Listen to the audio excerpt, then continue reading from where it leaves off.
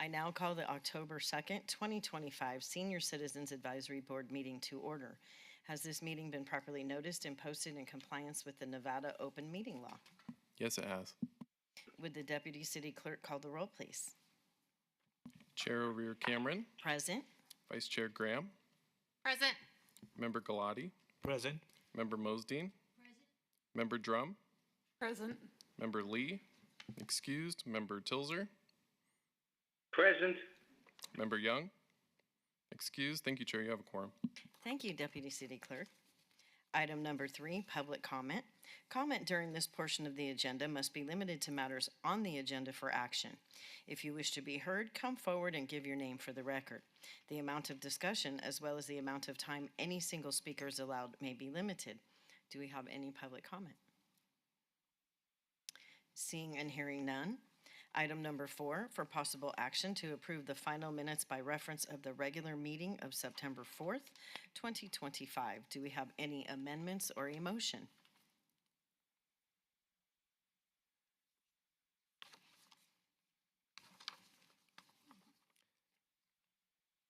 I move to approve the minutes for September 4th meeting as presented.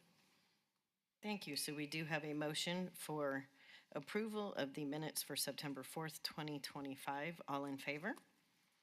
Aye. Aye. So moved. Item number 5, presentation by Maurice Page, Executive Director, Nevada Housing Coalition, regarding housing updates and services for seniors, all ward. Can you please state your name for the record? Thank you. Good afternoon, Maurice Page, M-A-U-R-I-C-E, last name Page, P-A-G-E, and I'm the Executive Director for the Nevada Housing Coalition.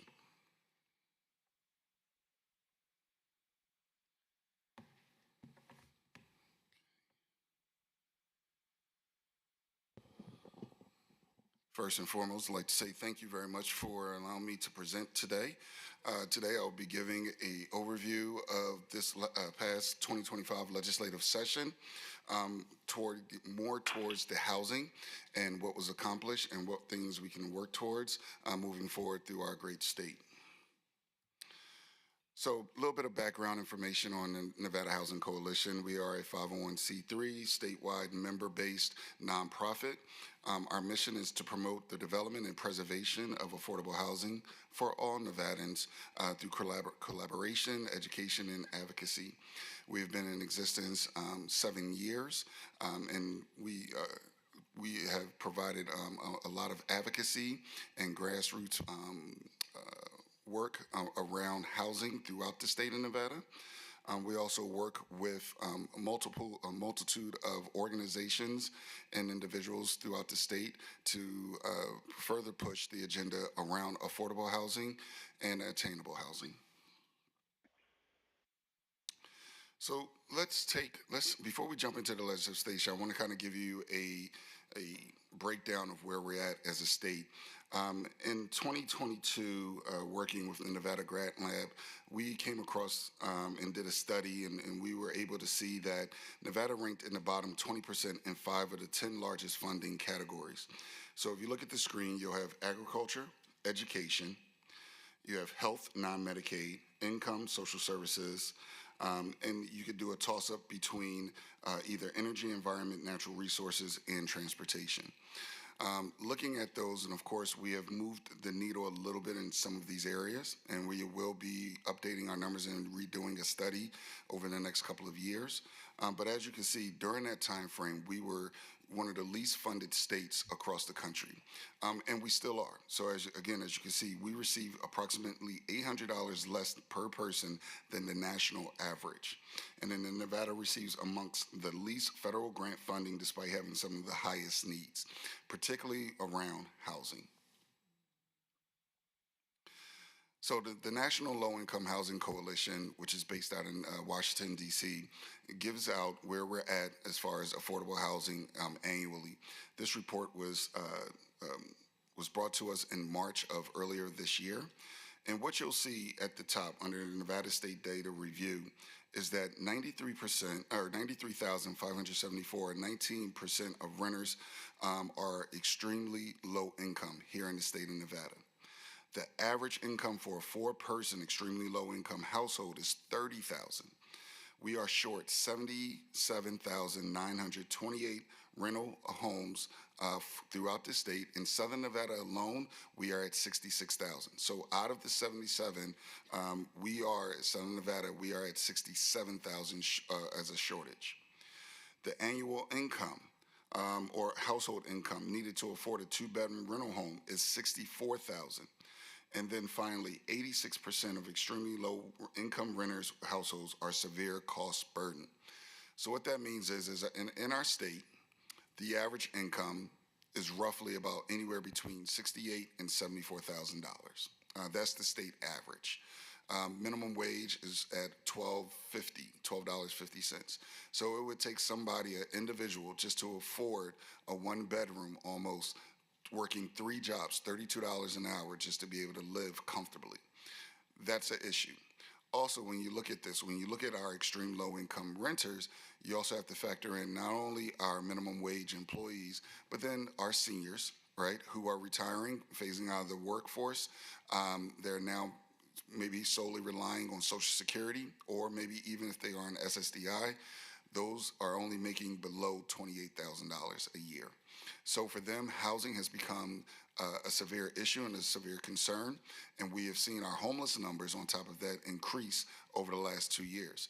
The point-in-time count for Clark County has not been released yet, but if we go off of 2024 numbers, we are looking at 8,000 individuals who are seen as being literally homeless, and we see a number of over 20,000 individuals and families that will experience some form of homelessness during the course of a 1-year period. So within 365 days, you will see that a family or an individual experience some form of homelessness, which is crushing for where we are at.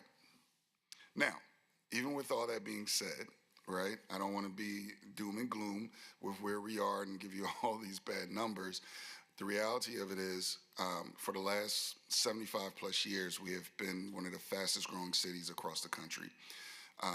In no way possible, shape, or form could we have predicted where we could have gone 20 years from now. I've been a resident of Southern Nevada for almost 25 years. When I came here, the population was roughly, in Southern Nevada alone, maybe 500,000. As a state, roughly about 800,000. Today, we sit at 3.3 million, with Southern Nevada being at 2.7, 2.8. And then within the next 15 to 20 years, we are looking at another million folks moving into Southern Nevada. And then we will literally be the size of Philadelphia. Their city is City of Philadelphia, which is a population of 3.3 million people. So when you look at that and you take that all into account, no matter what we can do at a state, federal, or now at a state or local level, we would not be able to catch up with the growth, right? And then on top of that, having a pandemic, having a housing recession, those are everything that have just qualified and has exacerbated the situation that we are in right now. So when we talk about Nevada's affordable housing supply, this was a number that, again, through Assembly Bill 213, which was approved back in 2023, which saw that we wanted to take into an account and take an inventory of where we were at. So in 2023, our combined affordable housing inventory for the state was roughly at about 29,000. Okay, since the ARPA funds of 2021, which was approved, which was $500 million, and that money was all dedicated towards the development and preservation of affordable housing, we've been able to increase that to now we have 34,952, to which Clark County as a whole has 25,000 or almost 26,000 of those units. Washoe County in Northern Nevada, they have roughly about 9,000. So we're trending, right? But it's almost like saying, I just showed you the numbers and showing that we're almost 78,000 units short, and we've only added roughly about 6,000 units. So it was the money, although we was able to show, if you give us the money, we're able to get it out the door, we're able to get development in. But again, we're so far away of where we need to go as a goal that even developing 6,000 new homes is still not enough to be able to keep up with our population. Whereas we're still growing on a monthly basis, bringing in roughly 1,000 to 1,200 new residents to Nevada, and yearly growing at about a 6% rate on a year-to-year basis. And so also looking at, I just want to make sure that we're all understanding this graph. When we look at the 30% and below, that is where we're most severe at, right? So again, those are your individuals who are working minimum wage jobs. You're looking at seniors who are retirees, who are phasing out, and then you're also looking at maybe recent college grads who are also not fully employed because they're going to school, and so they have minimal income or minimal resources available. What we do have enough supply of, and we, again, this number still needs to grow, but when you look at that 31 to 50 to 60% AMI, which is really targeted as your senior housing, we do, and we are putting more inventory into that area. However, that number is always going to be short as well, even though it's the highest on our graph. So housing affordability, I've touched on this a little bit over the last couple of slides mentioning it, but now let's really dig into the weeds of this. So again, working with Paycheck to Paycheck, National Housing Conference Organization, they have taken a review and have looked at the cost of housing here in Southern Nevada. And what you'll see is needed to afford a studio, you need to make $48,000. To be able to afford a 2-bedroom, $65,720. When you look at the occupations, if you're not a general or operations manager making $84,000, you're not going to be living very comfortable. So again, when you look at your retail salespersons, $31,000, hotel, motel, resort desk clerks, $37,000, and then your school workers are roughly making about $53,000. Okay, now again, those are numbers that if you have maybe 5 years of experience. But just imagine bringing in new teachers, and that's why we're short on teachers. Bringing in new teachers, they're starting at below $40,000, and it takes them a while before they're able to make a decent salary. And so, and again, these numbers are also based on a single household income. So this is not even factoring in 2 incomes, right? And so when you factor that in, you have to have a partner, you have to have roommates, just to be able to not to be cost burden. And in the state, we are literally 54% of our residents are cost burden when it comes to maintaining their household costs. Home ownership affordability. When you look at that, the annual income needed for a 10% down payment is $143,000. To put down 3%, you need to make $153,000, roughly. Tell me, in this room, how many folks in here do you know that makes that type of money on average, right? I know that we have some outliners, right? And so, but with that being said, when you look at, your community, how many folks are bringing in that type of money? It takes 2, maybe even 3 incomes just to be able to do it. I remember talking to someone just in the city of Las Vegas, and they stated that half of their employees would qualify for state assistance just to make ends meet. On top of that, another person told me that what they're seeing just in their general community is that you're having 3 to 4 generations still working and living in the same home just to make ends meet, right? And so we have to factor in, if you're only making $50,000 a year, it only takes for you to lapse on your insurance, car insurance, or to have a medical condition, or to have to do some type of repairs in your home if you don't have all the necessary insurances, which sometimes we have to forego because of where our income is at, just to be able to put groceries on our table. And so having the need to be able to not only bring down the housing costs, but to get more folks better pay and better services is why the coalition was created. So that's kind of giving you a backdrop of where we're at as a state. Let's now jump into the housing bills and the outcomes from this past legislative session. So first off, 1,200 bills were presented, bill drafts were presented during this session, one of the most highest in recent years. Out of that, 63 housing bills represented 5% of all bills introduced. Now, let's put that into context before I go into the next one. 10 years ago, in 2015, during that session, you know how many housing bills there was?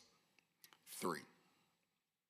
In 2019, when we introduced LIHTC and state tax credits for us to be able to develop affordable housing, guess how many bills were introduced during that time? 9. So within 7 years, right, we have been able to say, okay, get housing on people's agenda. We've been able to, force folks to be able to create housing bills that will help throughout the state.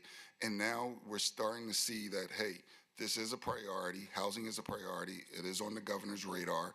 It is on our local politicians' radar, and they're looking to do something for it. Unfortunately, everybody's now become a housing expert and knows what we should be doing. And I'm not saying that the coalition should be high on the list, but again, this is what we've been doing since our inception. So with that being said, out of the 63 bills, 26 were passed, which is a 40% success rate, which is really high and awesome for our state. 518 bills were signed into law overall, right, as a state, and then 87 bills were vetoed. Most bills rejected in a single session. Again, we can't have tunnel vision when we look at that 87. 1,200 bills. 87. That puts us actually, if you average that out around the country, we're actually in the middle of the pack. And again, when you have 1,200 bills, you can't sign everything right into law. And so I'm not saying the bills that were vetoed were right, wrong, or there was a wrong decision with them. I'm just saying we got to look at it from a macro level and say when you're introducing so many bills, and with our state and federal situation as far as where our budget is at in an uproar, a lot of things factor into those decisions, right? Okay, so when we look down and we break down what the housing bills and the outcomes, we look at affordable housing development and financing. 9 bills were passed. Tenant rights, landlord-tenant law, we had 2 that passed. Supportive housing, homelessness, we had 5 bills that passed. Rental assistance, which is really eviction diversion, and we'll get into that, 1 that passed. Manufactured mobile home parks, tenant anti-discrimination, fair housing was 3. Local government, zoning, land use, 3. Property tax and abatements, 1. And then we also had 5 bills that ultimately were vetoed. Those were more on the tenant side. Again, there's still that struggle of, do we want rent stabilization, summary eviction? Those are a lot of bills that are still, folks are not able or not ready to embrace those concepts yet. And I don't think as a state, honestly, this is Maurice's opinion, not the coalition, I don't think we're ready for rent stabilization. It helps in other states, but other states also have multiple streams of revenue that they're building into housing. But I'll take questions on that if there is any after the presentation. So what were the biggest wins throughout this conference? Number 1, Assembly Bill 366, the Nevada Supportive Housing Development Fund. Now, initially, this bill was introduced in 2023 as Assembly Bill 310, the Nevada Supportive Housing Development. And what this does is now we had a one-time fund during that time frame of $32.2 million that went to support services throughout the state for seniors and low-income residents who are struggling to sustain housing. So that was a one-time fund in 2023. What we did was we was able to go back and work with Assemblymember Danielle Monroe Moreno, and we were now able to get a permanent funding source out of our general funds to be allocated to support services for residents throughout the state moving forward. So now, this year, we allocated $21 million. It will be based on what the budget is going forward, but that is exciting news because now we have additional dollars that will go to support services to help folks maintain. So if you need case management services, mental health, behavioral health, workforce development, if seniors are in need of food or anything along those lines, other support mechanisms, this money will now be a part of that. How does that money get, to us? It will go through the government, through our local jurisdictions, Clark County, and in the north, City of Reno, and possibly Washoe County Commission.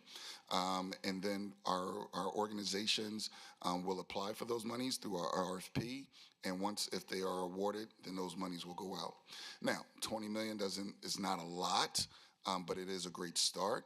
And again, if we can show the results that we're able to sustain and keep people housed, we'll definitely go back and advocate for more monies. Assembly Bill 62. This was based around our low-income tax credits, state tax credits. Now, the issue is this was a win and a loss because on one hand, the technical language, which will allow us to move the process of getting homes developed faster, was approved. But the extension and the expansion of the LIHTC tax credits, where we wanted $100 million over the next 10 years, was vetoed and was not moved forward. So what does that mean? That means that we only have enough dollars in our state budget or in our tax credits to get us through 2027. After that, development around affordable housing will come to a crawl unless during that session we bring this bill back up and we do get it approved and move forward. So that is a little scary. I do feel as though we was up against the film tax. We was up against others, and a lot of our legislators, in talking and speaking with them, if they were not for tax credits, or if they were not for the film, they weren't going to vote for anything else. So it was like, we're going to either do one or the other. Okay, either all of it's going to get passed or none. And so, unfortunately, this time around, none of those got passed. But again, I do have optimism that we will bring this back in 27. We will get the deals done and be able to expand this so that this way we can continue to develop new housing, affordable housing going forward. Assembly Bill 475, the eviction diversion that was on the previous page. Now, we had two bills. This was actually in the governor's bill as well. We had two bills with this. One was rental assistance. The other one was eviction diversion. What they did was they combined this and made this as one eviction diversion. Now, there's pros and cons to this as well. Although we are getting, again, $21 million allocated towards eviction diversion, this money can only be allocated to individuals and families who has already received their eviction notice. So we cannot help them beforehand. And then whereas rental assistance, right, if you are homeless or you are struggling and you need assistance or monies to pay your security deposit, that money is not available at this time. Right? So with this bill, again, we're hoping that we'll be able to keep folks in their homes going forward if they enter the eviction diversion or eviction process. However, it doesn't meet the full needs of helping individuals and families get off the streets or out of shelters or out of the domestic violence shelters and getting them into homes. But again, we're moving, and again, it all falls back on our budget as a state, right? Our budget was just in shambles. There were a lot of hard decisions had to be made. And if we're going to use this money, we might as well keep folks that are already housed. We might as well keep them in housing as it is. And then we have Assembly Bill 540. This was the governor's Nevada Attainable Housing Bill. This was $133 million. Phenomenal, right? One of its kind, never been done before in the state. Kudos to the governor of his vision of being able to bring down the cost of housing. As we all know, housing right now for a single family residence in Clark County alone, we are at $470,000 in some areas. Up north, they are at $480,000. So as a state, we are at roughly on an average of about $460,000, $470,000, which is just ridiculous, right? We are mini California, or we're moving to that area. And so the idea behind this bill is very simple. We want to be able to build smaller starter type homes. So you're looking at condos, townhomes, duplexes, triplexes. bring them down to a lower rate, maybe in the low 300s or at around 300s. We're going to increase the area median income to 150%. So now we can get more folks approved to get into housing. The overall goal of this is to be able to help folks achieve home ownership and generational wealth, or at least get on the path of creating generational wealth for themselves and their families going forward. And so and within the next 2 to 3 years, they're predicting that we should be able to have 5,000 to 7,000 residents of Nevada to be able to meet those goals. Now, again, going back 20, 25 years, I remember my first home was a ranch style, 1,100 square feet, big backyard, and I only got it for $120,000, right? We just do not have that anymore. And so when you look at even a condo could be, at least at a minimum 330,000. And so with this, we're hoping to be able to, again, just lower the cost, get more folks involved in home ownership, so this way they're able to start building. And if you're not familiar with the area median income, it is targeted around what a person makes. And so with us increasing that to 150%, we're looking at is if the state average salary is 67,000, and we're going to multiply that by 150%, now a person will be approved at $100,000, so that this way they're now able to move forward with being approved for housing because they will qualify for salary purposes. Bills that did not make it. A Senate Bill 391, corporate housing. Senator Dina Neal, brought this bill forward. In theory and in concept, this bill is something that we need. We need to stop the price gouging and these Wall Street investors of coming in and buying up properties and doubling the rents and the values of these homes. There was, I'm sure many of you probably read that there was an investor that came in, brought about $1 billion worth of real estate and was able to make almost $3 billion after they flipped it. We cannot allow that to go forward anymore. Particularly, they are moving into neighborhoods that are distressed, they're rehabbing them, and then they're selling them at double the value. And so that is one of the reasons why we have increased housing. And so the bill overall wanted to limit investors to 100 units.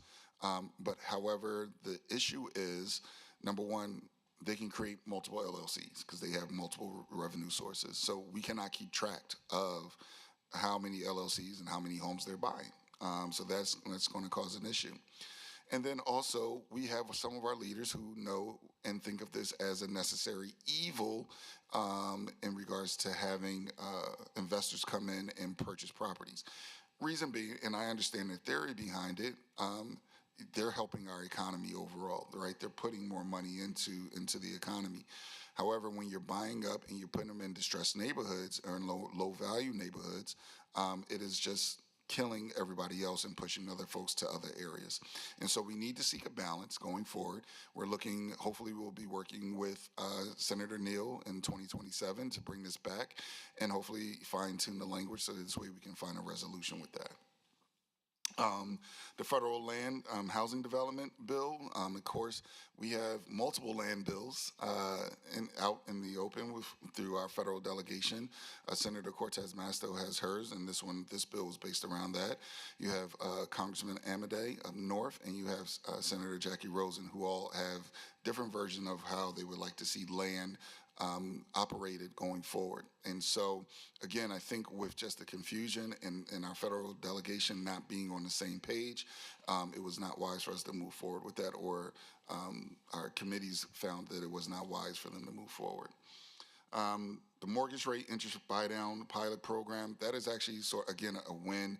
Although in theory this was killed, it was also included into the governor's housing bill. And so we do have an interest rate buy-down, and we have down payment assistance that will be offered to individuals as well seeking home ownership. And in restoration improvement districts, this is, I think, a good bill. It was a great bill. What it was is you would take older commercial-style buildings and you would just convert them to affordable housing. Unfortunately, this was introduced late in session, and we just could not get any momentum behind it. And just to also put this in perspective, excuse me, when we first started the session in early February, there was a lot of, everybody was timid, everybody was very nervous because again, we was just going through the issues with the federal government, looking at the cuts. And so a lot of folks had to go back to the drawing board, redo their bills, so that this way we could, hopefully get some traction with them. I could tell you by the 106th day of session, which is roughly right around May 5th, the governor had only 5 bills on his desk to review. So that left over a month just to get these bills for him to get them reviewed and to say yay or nay on any of them. So the governor was put in a precarious situation with respect to how he could move forward with any of these bills when you talk about health care and talk about education, housing, all of that. And then through our conversations with the governor, he definitely said housing is a top 3 priority behind education and healthcare. However, he also stated that with the issues going on at the federal level and around Medicaid, Medicare, if that is a situation where he has to put money from our budget into, to help out our state, that will take away from housing. And so when you have roughly about 800,000 folks that are on Medicaid and are using these services, and for us, Medicaid is one of our biggest revenue sources from the federal government, that takes the wind out of our sails when it comes, it makes it very scary looking at how housing will be looked at going forward. So those are some of the bills that were killed or was vetoed down. I would like to say thank you for allowing me to present today. I also would like to invite all of you. We're having our 6th annual housing conference, affordable housing conference, in 2 weeks, October 15th and 16th at the Circa Hotel and Resort and Hotel. We're very excited about this. We bring over almost close to 400 individuals from around the country and statewide to our conference, and we're talking about real solutions.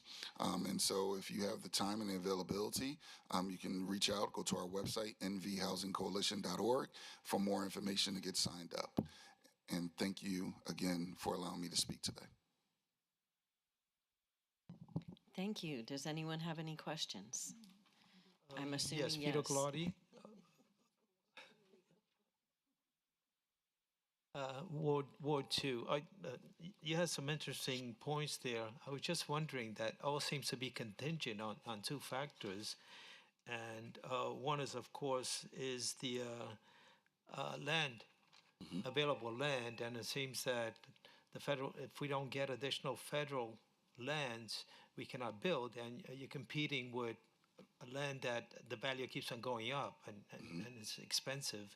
And the other one is, of course, that one most probably it's a consideration is the water issue that we have. So it's tied one to the other one. And I think in many ways we're limited to what can be achieved. And I like the proposals because you're looking within and trying to do with whatever we have that, rather than going to federal lands. But somehow we're looking at federal lands because even if we don't have those additional land, the price of housing will stay up. Absolutely. Well, the reality, if we're being, realistic, and I like to be optimistic, but if we're going to live in the reality of it is we have to first look at infrastructure overall. So even if let's say our federal lands bill does get approved, we're able to expand out. Who's going to build the roads, the stoplights, the hospitals, the fire stations, the police stations, schools, things of that nature? Even with that, we have certain neighborhoods already that have been built that public transportation cannot even reach, and that's another major issue of ours for our state. So when you look at, just that affordable housing, we can't have it out there, stretched out on these because it's not going to be affordable, right? Folks are going to need to have to purchase cars and then you have gas and things of that nature that comes into play. We have to focus right now on infill development. We have to, close the gaps in those areas that we can, so that this way we can help folks be able to stay closer to their doctors and within their school districts, and stay in neighborhoods and communities, so that this way they're able to get accessibility to other areas around town. The federal lands is going to be an issue for a long time. When I say a long time, we're going to be discussing this over the next 2 to 3 years. I don't see no resolution coming very soon. And then finally, with the water, again, yes, we have to look at that. And again, it goes back to our lands bill and how we would like to move forward with that. What I can say is, with the governor's plan, with his housing attainability, we'll be able to, we'll use that to be able to build smaller homes, which will, help out in the short term. And then long term, when we look at how we're going to bring down the cost of housing, I think it's just going to always be a fight. And the other thing too is we have to look at other revenue sources that we can build upon it within the state. Right now, we do not have the revenue sources that really can invest in housing, and so we have to look at where we can pull money from to be able to continue to grow. I was just wondering, I don't hear much about it, is the multi-dwelling units. In other words, we're talking 5, 6-story. I think it's less land utilized and more efficient in many ways. I know there've been developments, but focusing. Can you give us a little bit about that? If it's in the works, or I mean, we still have dealing with a lot of zoning and density issues, and so again, it goes back to there are height restrictions on development as far as infill, and city of Las Vegas right now is landlocked, so we have to find areas that we can build on, particularly within our faith community. And we'll actually be talking about that at our conference as well, and teaching them how to be able to do that. But that is an ongoing conversation that, right now, if I say anything, it would just be me being optimistic. And so, again, a lot of conversations are being had at the county and city levels to see what we can do, and it's really based around zoning and density. And once we're able to kind of figure out how we want to go in that area, we'll be able to, move forward. yes, because I didn't mention before, because I think it would be, especially for seniors, Yes. it would be excellent. I do see quite a few in Vegas, and they're impressive, and I think we should have more of those. I mean, but again, Yeah, and it also just comes back, again, tax credits, comes back to revenue sources. That's what it all applies to. And then it's, okay, where's the balance at? We have to find balance between all of these, because, just as seniors are in need of affordable and attainable housing, so is, other populations as well. And so we have to find that balance and that middle ground, and that's why it's important for folks to. I always say you have to be involved with the coalition to express where your concerns are, and maybe even come with solutions to the table. I have seniors on my policy committee, and so they are, pushing bills that will help reduce payment for seniors overall, so that this way they're not seeing gigantic increases in rent. But unfortunately, again, those are falling on deaf ears. what can we do? Talk to your council members. Let them know. Scream in their ears, right? Let them know what the issues are. Get involved with the coalition, right? The more voices, the more stakeholders we have, the better we can advocate for you. And again, and then even from there, talk to your assembly members in your districts, talk to your state senators in your districts.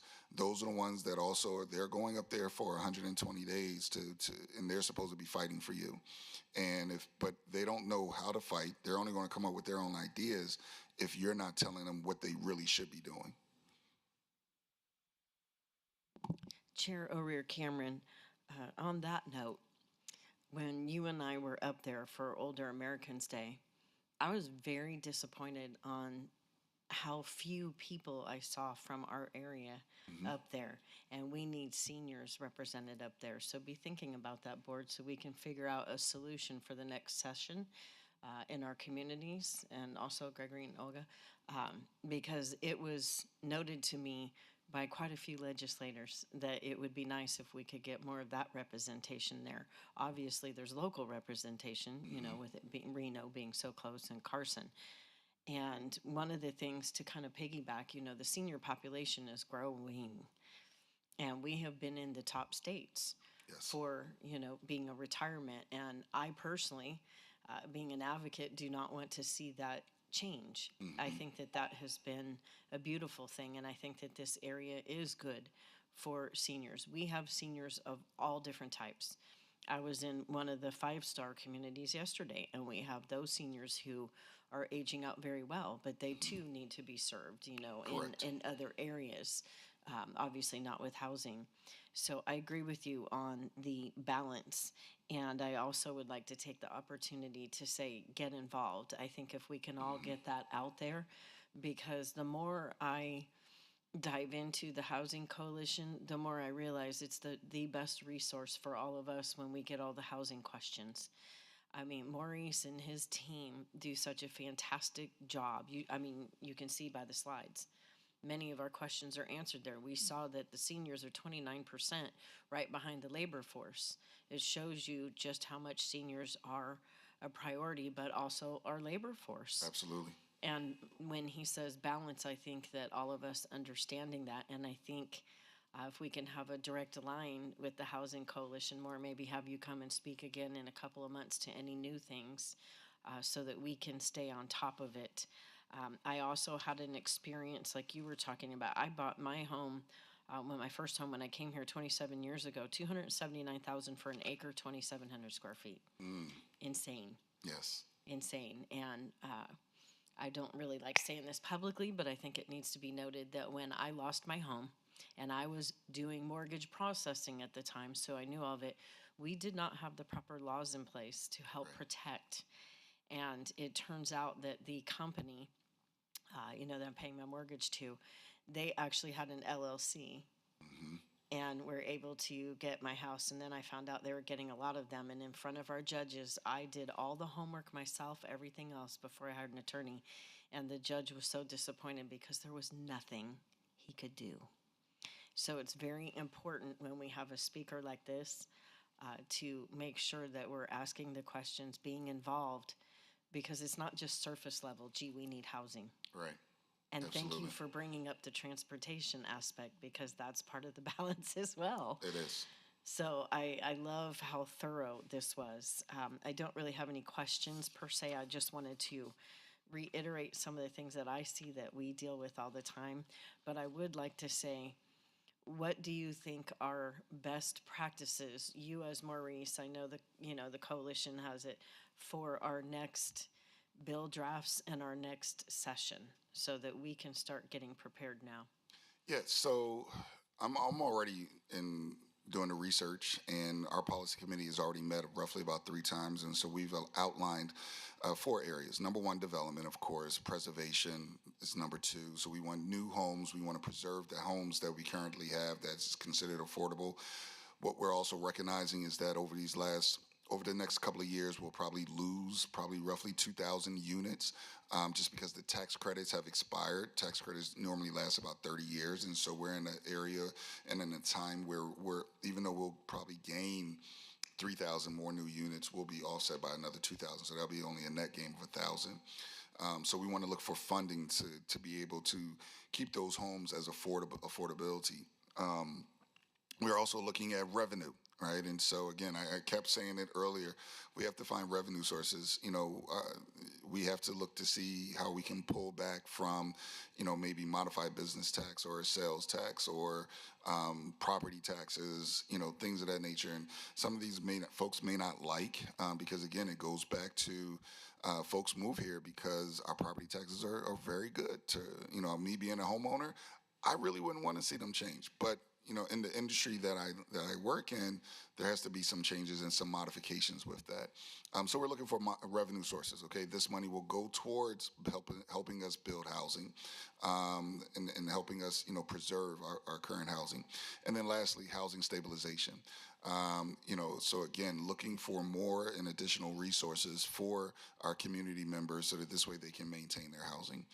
So those are the 4 areas that we've identified. We're looking at best practices from across the country, bills that has been, created, and hopefully then maybe we can bring them here. We're looking at similar states like, Florida, which is a purple state, Arizona, and other states, Minnesota, Oklahoma, Portland. Those are states that are similar to Nevada in structure. And so we're looking to see what we can bring here to Nevada and hopefully modify it so it fits our needs. And then we have to look for housing champions. So what can you do? Number 1, if you run across bills or have ideas, again, you can reach out to us, talk to us, let us know if something that we can consider. That'll be great. Number two, I would say we're looking for housing champions. Just for the 27 session, we're probably looking at a 40% to 45% turnover. And for each party, but particularly in the Democrat side, we're losing Majority Leader Steve Yeager. We're losing housing champion Assembly Member Sandra Harrigy. We're losing Assembly Member Danielle Monroe Marino, who is running for mayor for North Las Vegas. And so those are just some of the few names that we're losing. And again, they were big and huge advocates for around housing. And so we have to build up and train the next generation of leaders that'll help us, move the needle. It just came, one more thought came to mind. Ward 2, Vito Galati, is gentrification. I saw it happen in New York, especially in Manhattan and the neighborhoods where houses became untouchable. And I begin to see it here in many ways on what houses are being advertised in the range that are affordable.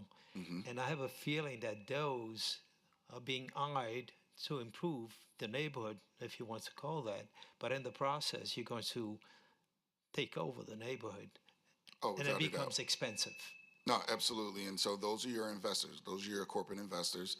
They're coming in, again, those are your low income or maybe even brand new neighborhoods. And so they're coming in and they're wanting a certain income, a certain lifestyle that wants to be perceived for that neighborhood. And so that's why they're building these homes or rehabbing these homes in their likeness. So this way they can attract a certain demographic. So we definitely, again, that all falls back to your corporate investors coming in, your Wall Street investors are coming in and just buying up properties. We have to limit what they can do, and we have to provide other alternatives for folks to be able to get into those housings at a lower rate.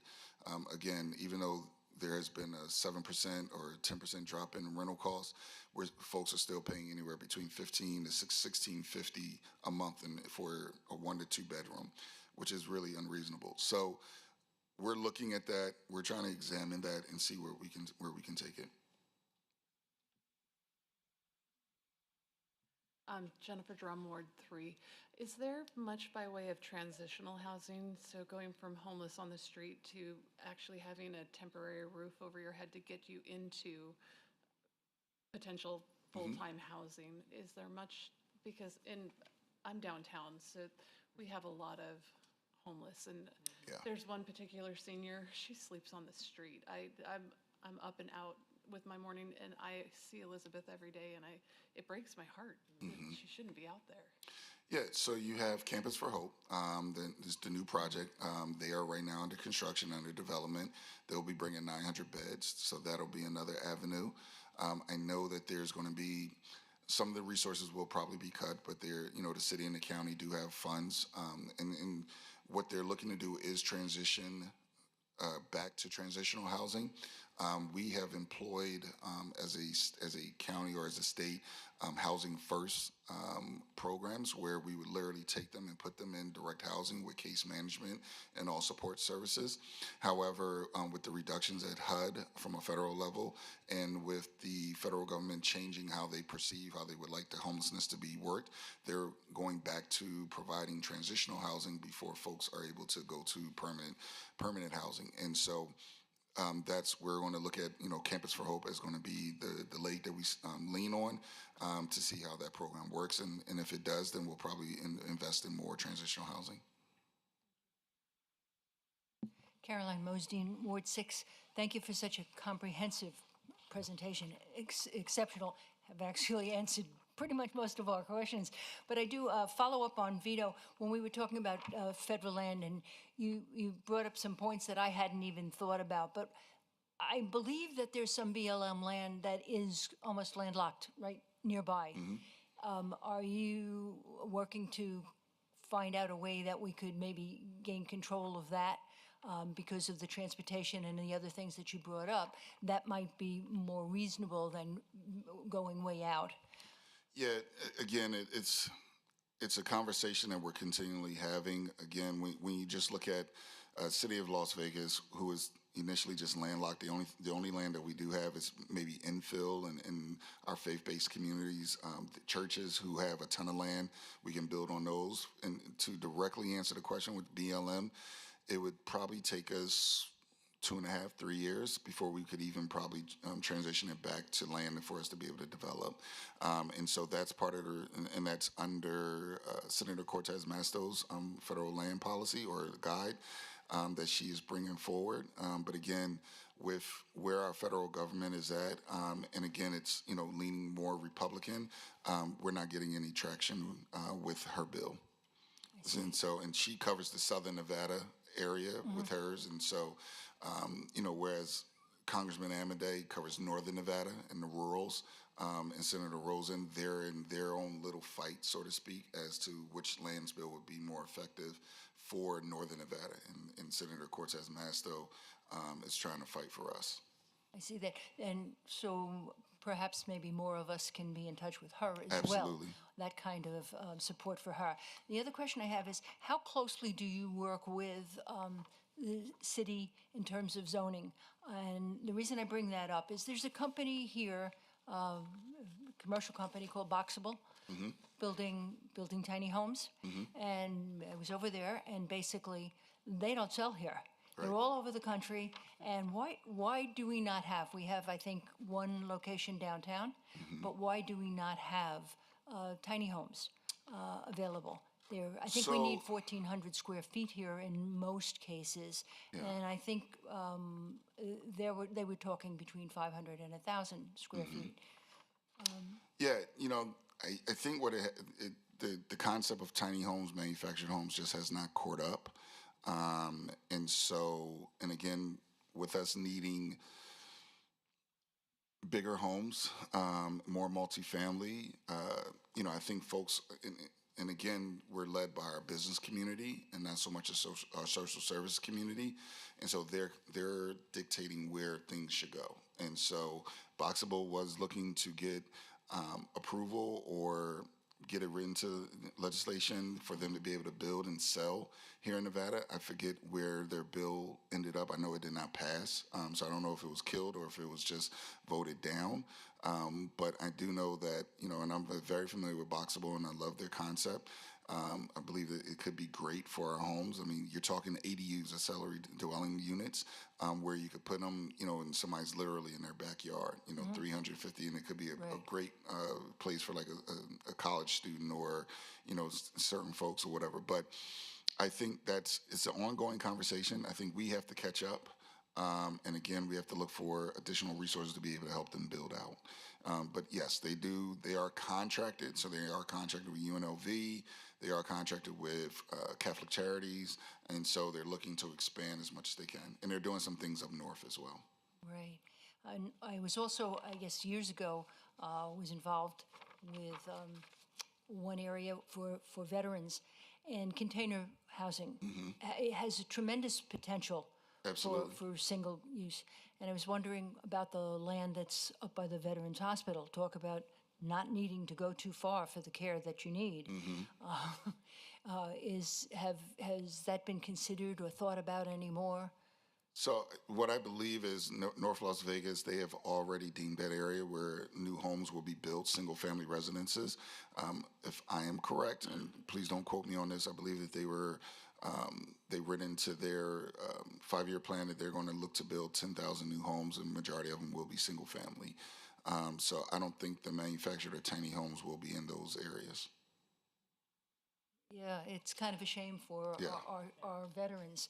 As I say, I think that would be an ideal place. And you have to look at the economics. I'm sorry to cut you off, but you have to look at the economics of it. North Las Vegas, they have been very focused in on commercial building, bringing in, they're building a health district, and so they're looking to get away from the stigma of North Las Vegas being where low-income residents live. And so, from, going all the way back to Mayor John Lee, to our current mayor, Pamela Goins, I believe their plan is to build more single-family homes, more upscale and missing middle type homes to be able to offset that.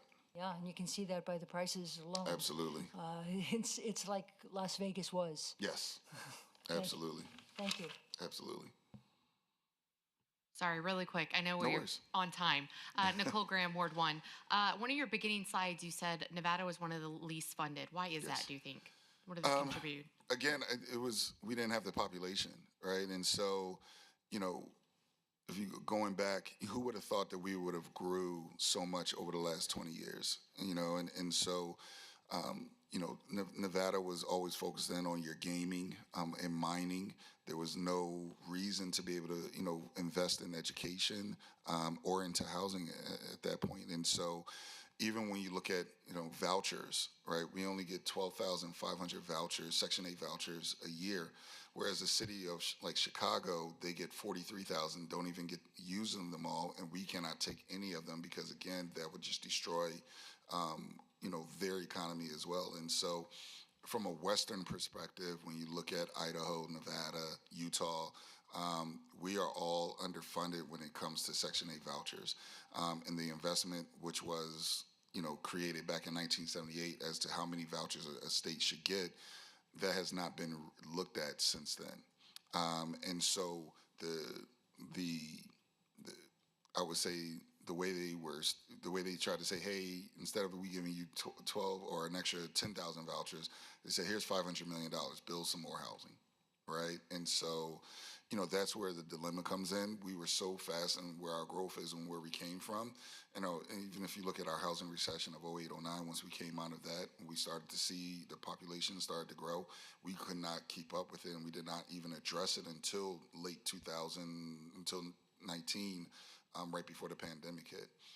So again, we're just stuck between a rock and a hard place in regards to increasing funding throughout the state.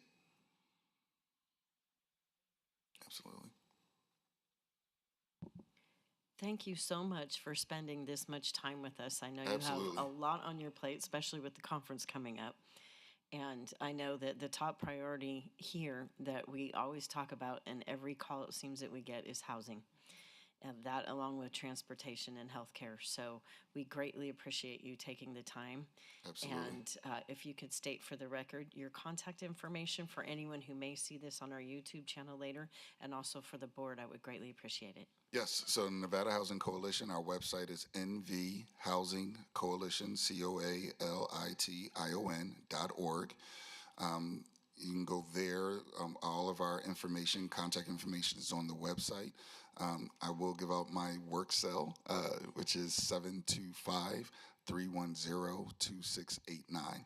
And let me be very clear, we are not a direct services agency. We do not provide rental assistance. We do not provide housing. What we do is we advocate on people's behalf. We educate, and we bring folks to the table to talk about housing. So I do get a lot of calls about, oh, can you help me out? I was like, I'm so sorry. We do have resources on our website, though, that you can go to if you are in need of any rental assistance or any help with housing. Once again, thank you very much for your time. We greatly appreciate you and all that you are doing. Thank you so much. Have an enjoyable rest of your day. All right. Item number 6, report by Gregory Gray, Management Analyst 1, regarding senior issues received by the Department of Neighborhood Services, all wards. Gregory Gray for the record, and for the sake of time, I will forego my report. Thank you. Item number 7, report by board members regarding senior issues and events within their council wards and at large all wards. I would also like to ask if we can keep it to just maybe 1 quick minute of your top priority that you might need to say, because this was a fabulous speaker we've all been wanting, and I wanted to grant them the time. So hopefully everyone can give us that grace and give me that grace. And that being said, we have first Ward 1. Yes, okay, Ward 1, Nicole. Hi, Nicole Graham, Ward 1. For the sake of time as well, I will just point out, I think it's last Saturday is Brews with Brian. So definitely make sure you are there for that. Thank you. Thank you. Ward 2, Vito. Yes, Vito, Ward 2.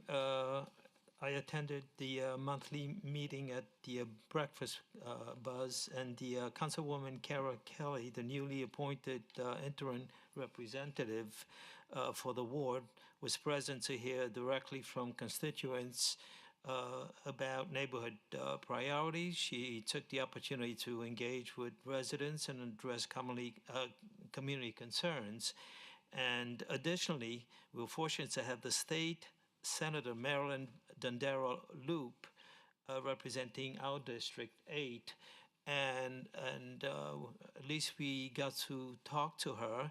And although not much was presented in depth, but it's a link for us to contact with our concerns. And a key presentation after that is the usual, the Summerlin Metro Area Commander, Greg Femus, who gave an update on Las Vegas Metropolitan Police Department's drone as a first responder, which is very interesting. I think he cuts on the helicopters flying all through the night and day, and usually staying there forever. And the drone seems to do it a much better job, according to the presentation. Quiet, and those who are concerned as far as privacy, they do not engage the cameras until they are on target or whatever it is. So if you ever see one flying around, it doesn't mean that it's you have to jump inside because you're in a pool and whatever. So it was very interesting, and I was looking forward for additional information. And we are fortunate that every month we do have Metro coming and share valuable information as far as safety, and because it is a concern for our ward, is traffic and safety. Thank you. Thank you. And with Ward 3, we have Jennifer Drum. All right, Jennifer Drum, Ward 3. This Sunday, October 4th, from 10 a.m. to 1 p.m. is a binational health fair at the East Las Vegas Community Center at 250 Northeastern Avenue. They'll have screenings, flu shots, women's health services, and much more, so wanted to make sure that's out there. And then Friday, November 21st is the annual senior luncheon for those 55 plus at the East Las Vegas Community Center from noon to 2 p.m. and people can call to reserve at 702-229-1515. Thank you. Thank you. And Ward 4, myself, Deanna Rear Cameron.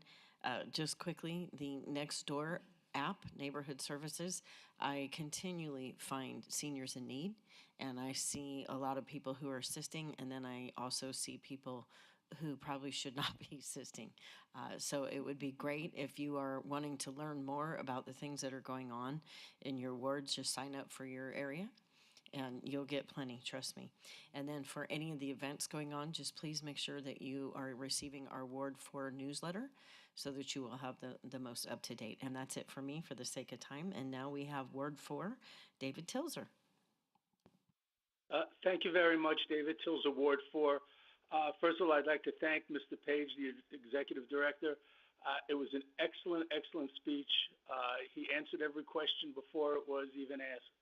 So I'd like to thank him for that. Quickly, on September 24th, here in Sun City, we had a program called Trying to Avoid Being Defrauded and Ripped Off by licensed and unlicensed contractors. Here in Sun City, we've had over 33 people in the last 9 months being ripped off for hundreds of thousands of dollars. One example that was given was to replace an irrigation system in somebody's front. The first quote they got was $10,000, and they actually finally, after getting other quotes and speaking to people, had the entire job done for a little under $900.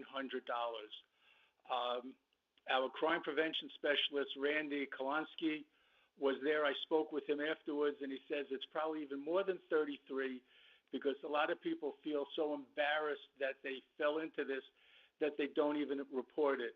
So we are asking people to do your diligence, get 3 and 4 quotes, make sure these people have licenses and references and speak to people. And then just quickly on Friday, October 24th, we'll have our annual Sun City Night Out where all of our contractors and all of our partners come and they set up booths, and a lot of people from Sun City and outside Sun City come. to see what it is and what's going on. And it's usually a great event, and anybody can come. We'd love to have you all come. And thank you for your time. Thank you, David. And with Ward 6, we have Caroline Mosdine.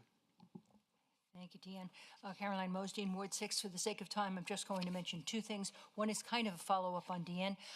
Please remember to sign up for and read the newsletters by your council person, and even for all the other councils, because there are events that these cross events that you're more than welcome to.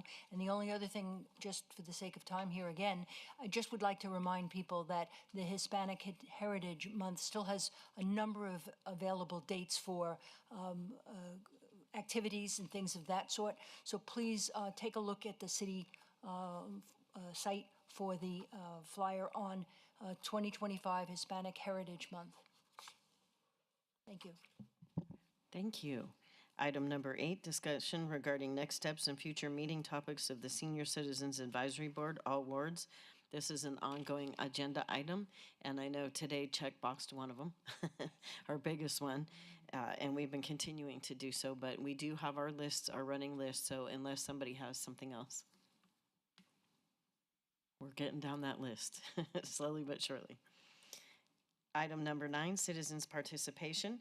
Public comment during this portion of the agenda must be limited to matters within the jurisdiction of the board. No subject may be acted upon by the board unless that subject is on the agenda and is scheduled for action. If you wish to be heard, come forward and give your name for the record. The amount of discussion on any single subject, as well as the amount of time and single speaker is allowed, may be limited. Do we have any citizens' participation? Seeing and hearing none, our next Senior Citizens Advisory Board meeting will be here at our City Civic Center, November 6, 2025 at 1 p.m. We are now adjourned.